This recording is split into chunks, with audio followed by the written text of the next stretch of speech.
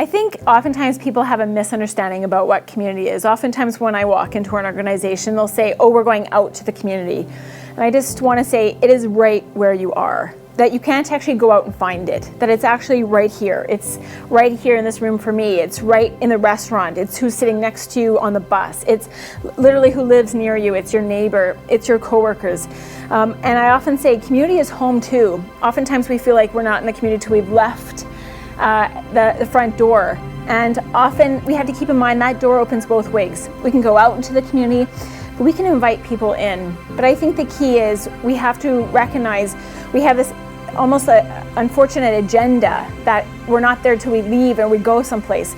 But I don't think we'll ever get there. I think we really need to understand it is right where we are. And in turn, once we've slowed down and recognized that, we can then start to see some, I think, really significant, meaningful moments along the way where we actually have personal connection, whether that's a smile or a hello. And along that way, we can now really start to see that community is just where I journey. Sometimes people with disabilities are supported extensively, so they have supports 24 hours a day, 7 days a week, and maybe in there some visits with family and a few things with friends. But what happens is that if their life is really made up of paid supports, it's hard to say that they're part of their community or they have a community around them. So we want to look at people having all of it, right? So do they have family involvement? Who are they involved with? What about friends? Are they developed just with other people who are supported, or do they meet a variety of people and then are drawn to certain folks out there and become friends with them? So building community or having people to rely on when things aren't going well, or to give back when it's not going well in your family or friends' lives. How do you contribute to them? How do you make a difference in their lives? So community is really about the people who matter most to us, not artificial relationships. Often I talk about the fact that it's always, what is community is when we're known, noticed, and missed. Notice that someone sees my face, someone recognizes my face, known my name, and missed, notice when I'm not there. And certainly that can happen within our own neighborhoods. And I always say, why do I want to be known, noticed, and missed? Well, obviously, one, we can have some great connections, relationships, friendships, even a connection within our neighborhood.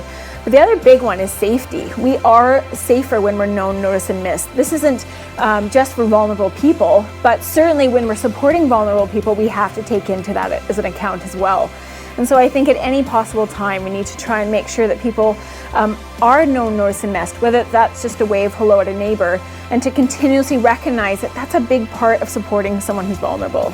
It's not going to be big things. It's about small and simple connections. Whether I walk into a store and someone says, hello, Cara, those are small things. And I think as professionals, we're often thinking it needs to be big. But oftentimes it isn't. It is that someone noticed me, someone waved at me, someone was chit-chatting about the football game last night. These are simple connections, but they're meaningful. We're often looking for a big solution, but those meaningful connections, I think, is the most powerful way that we can really recognize if someone is really connected to their community or if they're literally just a guest. And oftentimes what can happen is people will just be out doing things. They'll just be out busy, keeping busy, and that's just random activities. Oh, we're swimming here, we're going here, we're walking here, but there's no home base, there's no depth to anything. And I think, again, as in good practice, when we start to slow down and we recognize that actually when I walked here, someone was greeting me and I'll just stop and visit with them, take the time to have those connections and celebrate along the way when things are going that way, when we do have a chance for people to really just connect and wave at their neighbor.